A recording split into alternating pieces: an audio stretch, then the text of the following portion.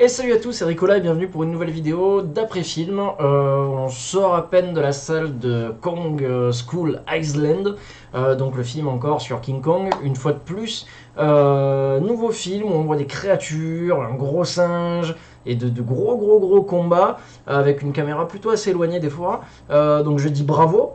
Bravo donc au réalisateur qui est Jordan Vogt-Robert. Je dis félicitations, bravo à toi. Tom Hiddleston qui est dedans. Donc si vous savez pas qui c'est simple, vous regardez Thor ou les Avengers, c'est Loki, tout simplement. On a Brie Larson qui est une actrice qui franchement ne m'inspire absolument pas confiance et que je trouve franchement pas terrible dans Kong Island. Et on a l'éternel Samuel L. Jackson qui, sincèrement, on sait pas. Alors ça va faire raciste ce que je vais dire, mais c'est pas du tout mon intention. On ne sait pas en fait qui fait réellement le singe entre lui et Kong. Parce que tout le long du film, la personne qui rend le film nanardesque, c'est Samuel L. Jackson. Vraiment quoi. Je veux dire, si on l'enlève, le film a un côté assez sérieux et il reste à peu près à la limite comme Godzilla quoi. Voilà. D'ailleurs, ça on y reviendra après. On a John Goodman qui est dedans et John C. Reilly qui sont deux acteurs qu'on a l'habitude de voir dans des films de comédie et qui ont une bonne bouille et qui sont vachement sympas. Le film en lui-même, il dure à peu près, je crois, 1h30, 2 heures dans les environs. Moi, j'ai pris vraiment plaisir à le voir, sincèrement. J'avais été très déçu et très frustré par ce qu'était Godzilla, en fait, à la base. À chaque fois qu'on avait un combat qui était sur le point de démarrer, alors on voyait arriver Godzilla, il est là, et on voyait arriver l'autre monstre, le combat arrive, et d'un coup, boum, quoi. Tu enchaînes sur une autre scène où tu vois les mecs qui parlent, ça raconte leur vie. On en avait mais tellement rien à foutre, quoi. Là, on voit Kong qui arrive, donc massif et tout.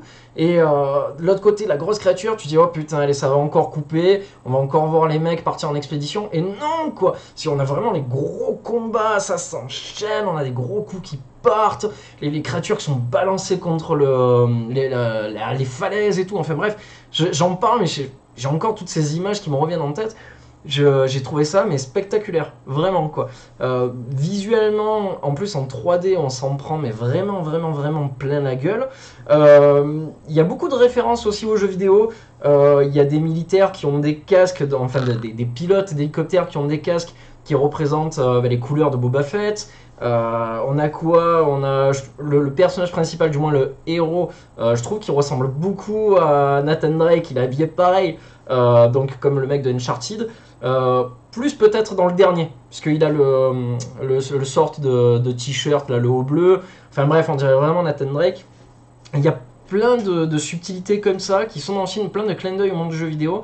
Alors sincèrement, j'ai pas su tous les voir. J'étais tellement omnibulé par Kong, par ce machin, mais tellement gigantesque et tellement prenant. J'ai trouvé ça, mais au top.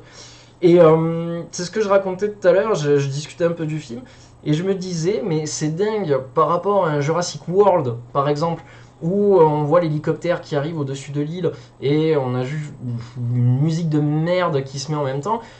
Tu sais que c'est du CGI, quoi, t'es pas pris dans le truc.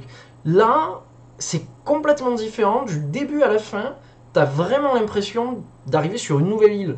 Et pourtant, il n'y a rien de spécial, là, t'enlèves la musique et t'enlèves les créatures, il n'y a plus rien, c'est juste la découverte d'une île, hein, voilà.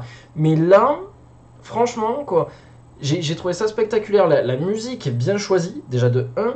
Et puis dès qu'ils arrivent sur l'île, t'as une multitude de créatures, de nouvelles créatures qu'on n'avait jamais vues au cinéma. Et ça surprend. Vraiment, je peux pas vous raconter, j'ai pas envie de vous spoiler ça.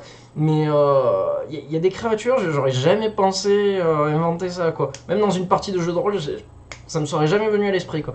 Mais c'est tout cet ensemble, plus le petit côté nanardesque, qui fait de Kong vraiment un film à part entière et qui diffère de ce qu'a pu être par exemple le film Godzilla dernièrement ou les anciens films Kong, enfin King Kong du moins.